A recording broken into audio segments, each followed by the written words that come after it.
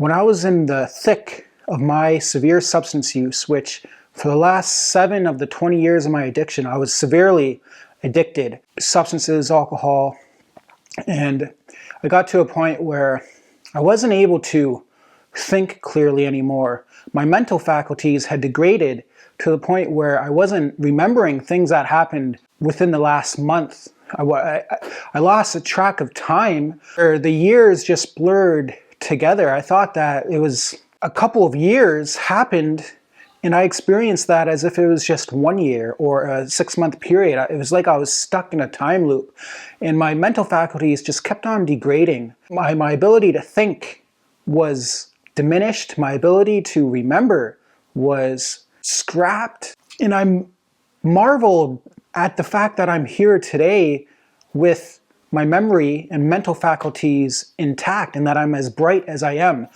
that I've rebounded, that I've bounced back, that my mental agility has rebounded from where it was just a little over a year ago today.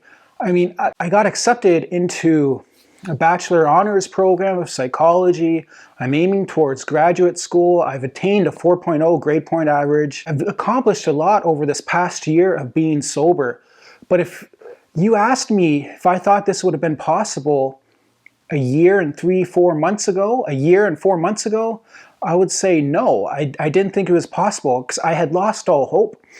And what I think because I didn't think that I could recover, it kind of kept me stuck in my addiction. So yes, I wanted to get better, and I wanted to live a sober life, but I didn't think it was possible. And one of my thoughts in active addiction was, even if I did get sober, my mental health would not recover. My intellectual capabilities would not recover. My physical health would not recover. Well, I'm here to tell you, all those thoughts that I had in active addiction that kept me rooted into my addiction, those are all lies, because today I'm doing better than I've ever done in years. And I feel I'm not even at the top of my game yet, that I'm on the rise to my peak, and I haven't reached my peak, but I can see the peak in the distance. Whereas when I was in addiction, I thought my life was over. I thought that I wouldn't be able to be successful. I wouldn't be able to gain sobriety. I never thought I would get a year sober. I thought that I was a lifer. I thought that I was absolutely done for. I was on death's door, and there is no hope for me. At least from my perspective, there is no hope for me. And I ended up in the hospital with stimulant-induced psychosis.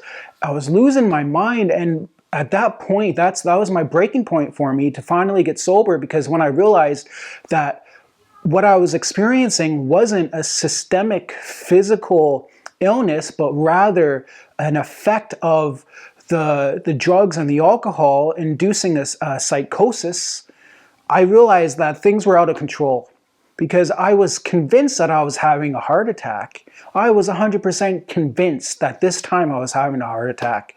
I was short of breath. My heart was about 200 beats per minute. I was dizzy. I could barely stand. And when the ambulance came and hooked up the EKG, and the EKG returned a normal rhythm, just heightened, just with tachycardia, with a fast heart rate, I knew then and there, when I was sitting in the stretcher, I knew that I was cooked, that my addiction had cooked me to the point where it was affecting my physiological, mental state of mind, and that I wasn't actually suffering a heart attack. Therefore, I was so far gone in psychosis that my reality was distorted. And that was the impetus, that was the cause for me to finally say, enough is enough. I'm going to go into rehab. I'm going to join a 12-step program. I'm going to enter recovery and get sober. And the thing is, it worked. It worked because I had to surrender. Surrendering is probably the most important part of recovery, because if we don't surrender, then we're not willing to accept the help and to accept that we have a problem that requires something greater than ourselves to recover from, right? So that's the pride and the ego. The pride and the ego prevented me from getting sober. And I surrendered to my disease of addiction, to the drugs and alcohol, and I was ready to accept my fate. I was ready to accept my fate, that this was all there was for me, and that I was either going to overdose, or I was going to have a heart attack, or I was going to end up on the street homeless.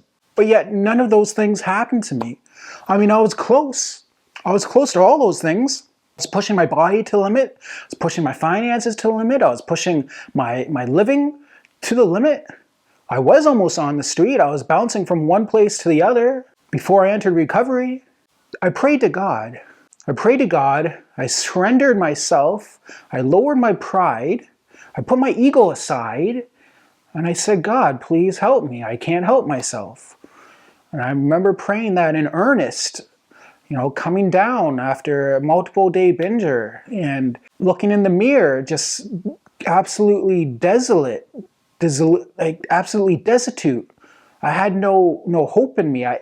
The spirit in my eye was gone. My creative passions were gone. I had no love for life. I had barely any love for myself. I was hanging on by a thread, and the only thing I could do was pray to God for help because I couldn't help myself, and I wasn't going to go ask anyone else for help. And eventually God told me, God said, if you want help, you need to ask for help. If you want to live, ask for help. And that's what I did. I admitted that I needed help, and I asked a family member, and I got myself admitted into a rehab program. And now I'm over a year sober. And the first step was admitting that I needed help, that I was powerless, that I couldn't help myself, and that if I really wanted help, I had to go and ask for it. And I think that's what hurt the most, was that the hit to my pride was surrendering my ego and surrendering to life, to the forces of life, to God, to the being, because I was at the whims of whatever life was going to bring me to at that point. And God had brought me to my knees. So I prayed to God. God directed me to ask for help. And here I am today, living the best life that I never could have imagined when I was in active addiction. So yeah, I had lost all hope.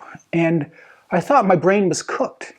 But apparently it's not as cooked as I thought it was. So there's hope.